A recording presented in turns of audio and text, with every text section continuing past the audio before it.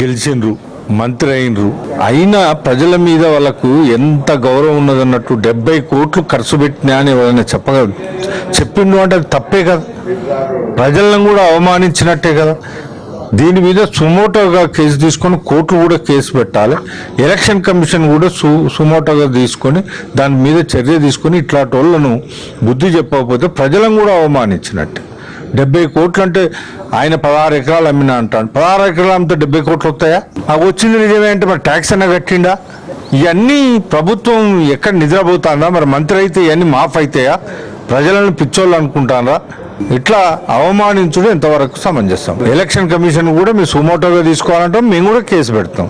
బాజాబ్తా పేపర్లలో హెడ్లైన్స్లలో వచ్చిన దాన్ని కూడా ప్రభుత్వం ఏం చేస్తుంది? ఆయనైతే ఫస్ట్ మంత్రివర్గం నుంచి బర్తరఫ్ చేయాలి, దాని మీద న్యాయ విచారణ చేయాలి. ప్రజలకు పైసలు ఇస్తేనే కదా ఓట్లు వేసినా అని వాళ్ళు చెప్పుకున్నట్టే కదా. తప్పకుండా బర్తరఫ్ చేయాలి. దీని అన్ని